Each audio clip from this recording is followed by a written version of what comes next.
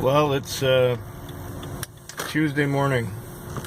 It's Tuesday morning at about 4:52, and it's been a long night. It's been slow. I've fallen asleep a number of times. I've watched a fair amount of YouTube videos. In the morning hours like this, I'm at the point where I'm falling asleep watching a video. Every time I watch a video, I fall asleep watching it. And then I get a call to go get another customer, and it's the same thing, like that. I'm doing okay, I suppose. I got about 210 on, which could be a lot worse. Some of the tips have been good and some of the trips have been long. I haven't done that many. But I did have one a couple hours ago where I had been waiting for about an hour and a half. And I got this call. And there's a police car.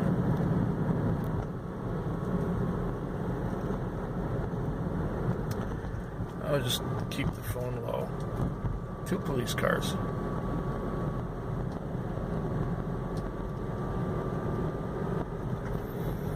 So here's what happened. I get to the place, and this young skinny guy is getting out of the house. He's coming towards the cab, and he's sort of walking a little bit. He's staggering just a little bit. He's not walking straight. And he proceeds to open the door, the front door, but then he opens the back door and puts his backpack in there. He's got a big backpack. He's also got a smaller backpack, which he has in the front with him. And I say, so, where do you want to go? And he says, Cook and Cloverdale.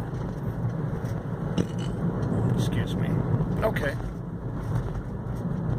So I start to go in that direction, and I asked him, how you doing? He says, fine. And then I ask him, how's your night? He says, good. Okay, fine. So we drive, and as we're going, I'd given up trying to make small talk with him. We got to to a street corner, and he pointed to the left, so I turned left because I thought that's what he wanted to do. And he says, well, I want to stop here at the 7-Eleven. Okay, fine, I'll pull into the 7-Eleven for you. Then he proceeds to get out of the cab, and he goes in the 7-Eleven store. He doesn't buy anything. About a minute later, he comes out, and he walks right past the cab and proceeds to walk away. The guy inside the store comes out and says, you're sketchy. And then I said, hey, buddy, you forgot your bag in the back seat. Your bag in the back seat. You forgot it. I didn't care about the money at this point. And then the guy at the store says, well, I guess you're not that sketchy. And I said, well, I never got that impression. But see, this idiot just wanted to get out of paying the fare. And so he blamed me for being sketchy. Whatever. My consolation prize for that guy who walked away on a $8 fare was a crisp, brand new, folded $20 bill underneath the passenger seat when I went to clean out the car. Yeah, there's justice in the world sometimes. Okay, 5:45 a.m. and I'm calling it a night. It was really slow. It was quiet. I was out here for 11 hours. I had 11 and a half hours, and I had 11 trips. And sometimes I would have one trip right after another. In fact, there was a time there between 1 and 2 where that happened a few times. But at around 2 o'clock, I cleared from a fare. I actually took these boys, no, I cleared from a fare. But before that, I had one call and another call, and then I got called to another place where the guy who called wasn't there, but there were these other people. There were these kids, basically. They were all around 20 years old, and they all wanted to go up to Sydney, so I took them out to Sydney for $46, which was great. I got back into town, and after an hour I had another trip, and I took this regular customer home. And then after doing him, I sat for over 3 hours waiting, and of course I went to sleep watching a video, and I slept for at least 2.5 hours. Then I got my last call just after 5, and so I took her home, or I took her to work, and now I fueled up and I'm done. I've got about not quite 200 on. Not quite 200. About 190 for the whole night. And that's because I was lucky with a couple of the trips being longer, especially that one out to Sydney. So, Tuesday in January could be worse than that.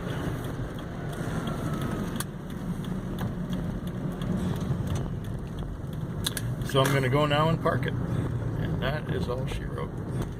It's the end of the Wednesday night. That would be Wednesday the 17th of January.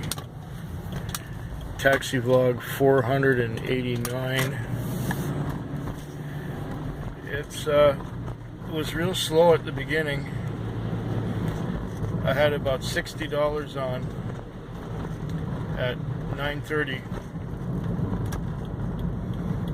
And I got a time call at 11 to pick up a girl who was working at a supermarket. She was staff. I was supposed to take her home. I got to the supermarket. I didn't see anyone there, so I called the number, and I said, yeah, it's taxi, I'm at the supermarket. And she says, oh, well, I'm not. And I said, okay, well, where are you, so I know where I can come to pick you up? She says, oh, I don't need the taxi now. I was fired, so I'm at home rather than at the store. And I'm going, oh, really? That's too bad. Sorry to hear that. So I went back to the parking lot and watched some more video, and I fell asleep again. And I think it was about an hour and 10 minutes after that where I finally got another call. And it was some piddling little call that just went into a Esquimalt from Saanich. I think it was maybe $10 or $12 worth. It wasn't a big one anyway. So I took him there, and then suddenly I got called to Spinnaker's, which is a pub just in Vic West. And at Spinnaker's, I picked up this girl who was staff from there, and she went like out to Langford. And I've been to Langford 2 or 3 times already. And now I've had 13 fares, and the grand total is about $230. So right now it's 17 after 5. I'm gonna rush to the bank and make a deposit. And that's what I'm gonna do right now. This was another one of those slow ones. This was the Thursday night, and it was quiet. Quiet. One trip an hour, and they were averaging less than $10 before midnight. I think it took me until 1 o'clock to get my expenses on. But I ended up with about $266, because in the morning hours, when I was all tired and bagged, that's when I started to get busy. I started to get calls. I started to get trips when I was just wiped out from sitting around waiting so long. So now it's 20 after 5 in the morning, and I really don't feel like working anymore. I'll wash the car and stuff and fuel it up and park it. That's about it. That's all I'm gonna do.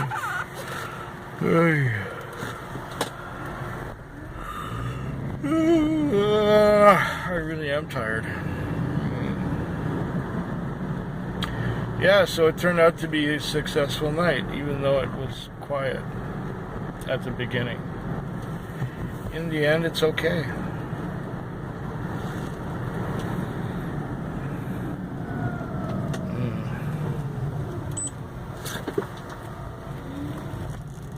Yeah, one more night to go.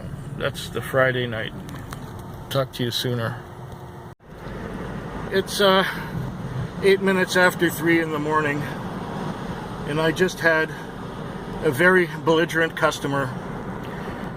This girl waved at me downtown as I was going through downtown and stopped, and I stopped and she got in, and she was trying to determine what the address was where she was going to, and then she gave me another place to go to, and then another place, and then finally she was yelling at me to do my fucking job. I said, look, just give me an address to go to, I'll take you there. And she says, just turn a fucking left on this street. She's screaming at me. I said, okay, now, just let me know, how far am I supposed to go here? She says, the second to last house on the left. Okay, fine, thank you. We get down there, and she's climbing out of the car without paying me. And I ask her, are you going to pay me? And she says, I'm going to get the money in the house, and I'm leaving my backpack here with you. I said, that's fine. And she started yelling at me again. And I said, do you have to be so rude? Do you have to be yelling at me?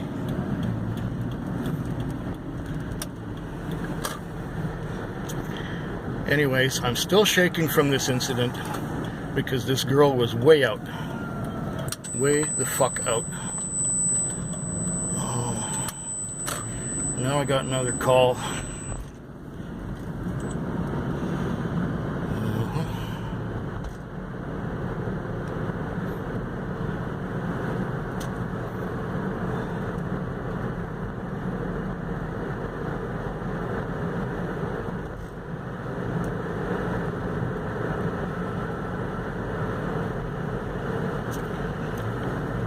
Okay.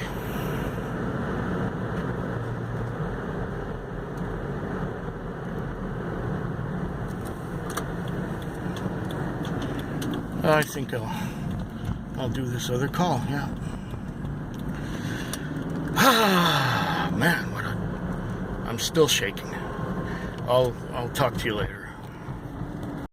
Tonight was busy and steady for the most part, and then at one point at around 2 o'clock, I got a fare that went out to the Western communities, and it was a good one. And I got paid and tipped and everything, and then I got another call out there, and I thought I had rejected it, but apparently I had not. So I went to this other call, and it said that I was one of 2 cars getting sent to this address. So when I finally found the address, I got there, and I was behind the other car that was loading people, and then I called the phone number. There was no answer, and the other car left, and I waited a few minutes and called again, and some voice answered hello, and I said, yeah, your taxi's outside. And she said, oh, we got cabs already. Oh, really? So I called a no load, and I was sent to the casino. Then there was nobody at the casino, and then I got back into town, and I did a couple of fares. I did 2 or 3 fares, and I got this one girl downtown, and she couldn't give me a straight answer about what address to go to. She gave me a street corner, And I was heading there, and then she gave me another street to go to, but I said, well, what part of the street? And she didn't say what part of the street, she just said the street. I said, it's a long street, what part of the street? Okay, well, anyway. When we're almost there, she starts yelling and screaming at me that I should do my fucking job and turn left over here. Like at the top of her lungs.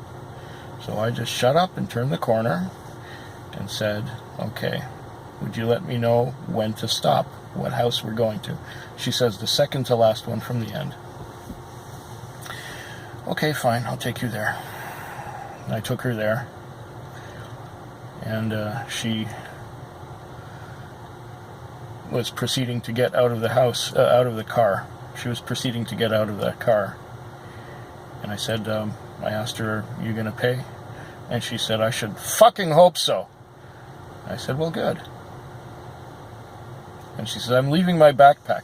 Okay, fine. I'm going to leave your backpack. And she walks away.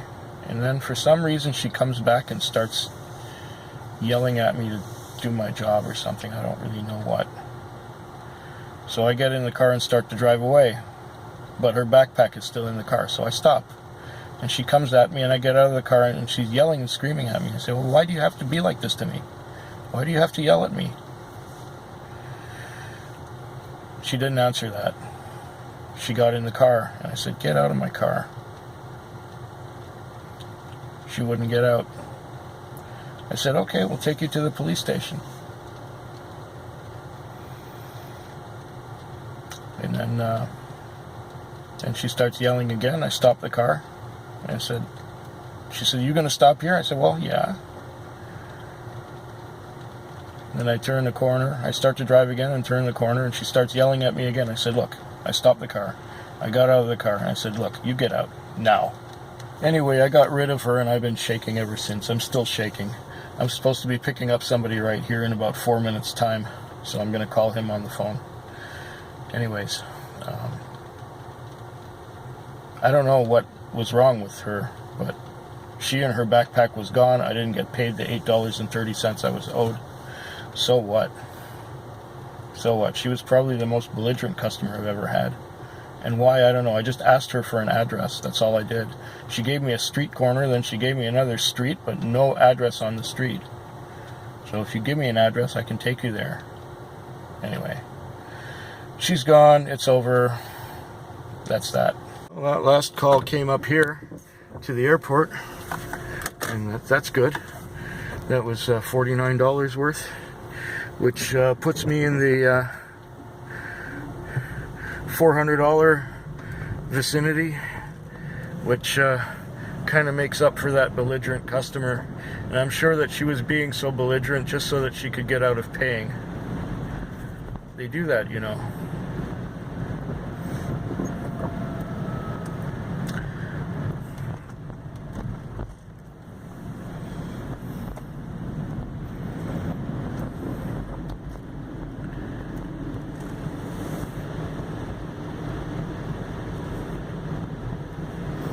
Anyways, if nothing else happens, or nothing really memorable, hope yours is better than mine.